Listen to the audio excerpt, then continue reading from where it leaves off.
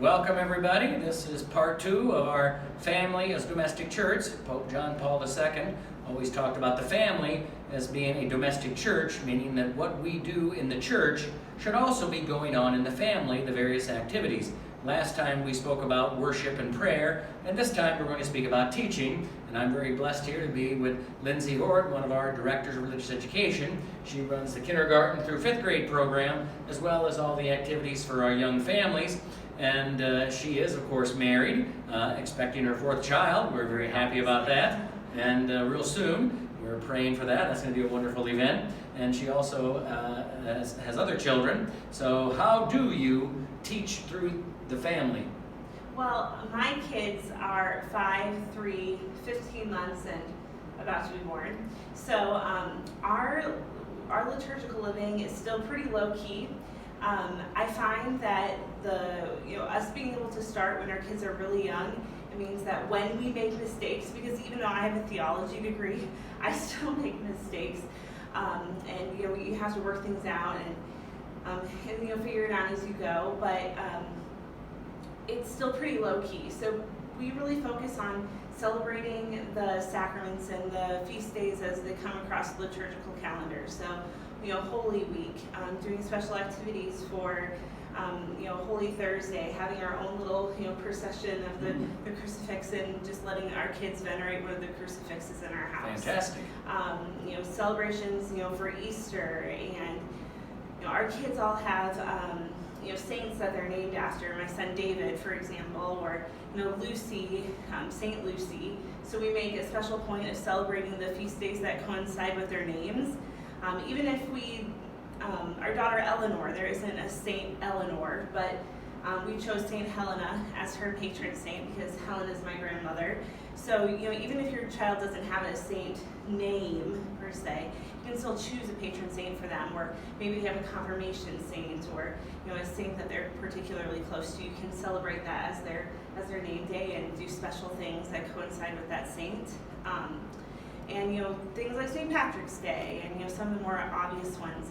Celebrating those feast days and bringing those Catholic traditions into your home is a really great way of establishing traditions that they can then bring on to their families, and that's one way of helping to perpetuate the faith throughout generations.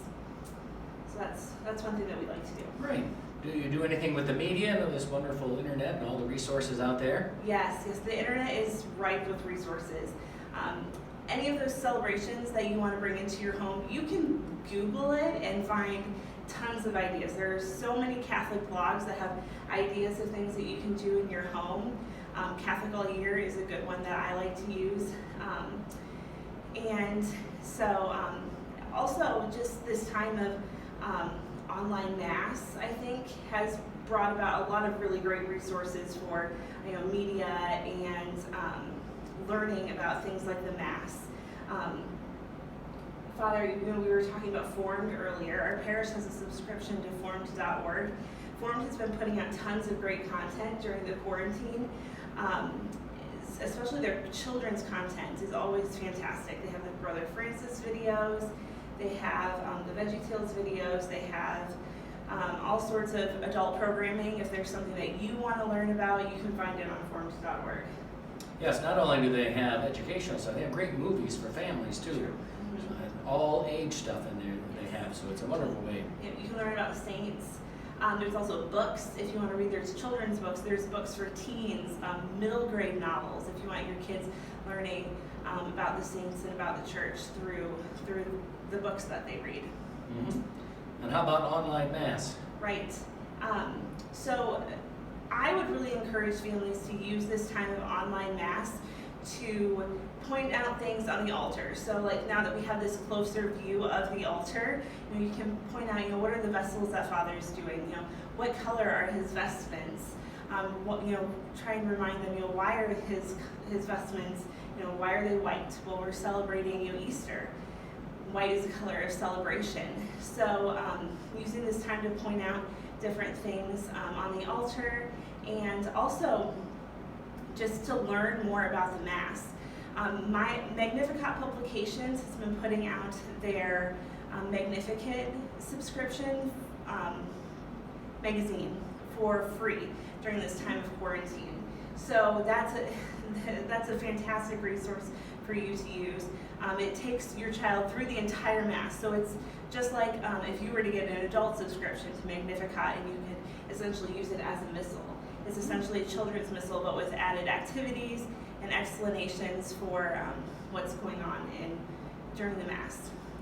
My Catholic Kid is another resource that provides Mass resources that are normally paid, but during this time of quarantine, a lot of their stuff is free, especially their Mass videos. So if you go to, I think if you just Google My Catholic Kid Mass videos, they have different videos explaining various parts of the Mass at a level that children can understand. Great. And one thing we didn't talk about, last time we talked about prayer, but what a great way to teach your child the routine of prayer, Exactly. in the morning, before the meals, after meals, Yes. and of course at night before they go to bed, so a great way to teach them there. True. So it was great to have you here, Thank you, Father. and we thank you all for watching, and Oprah Winfrey, eat your heart out, as we're taking you on the dialogues here. God bless all of you.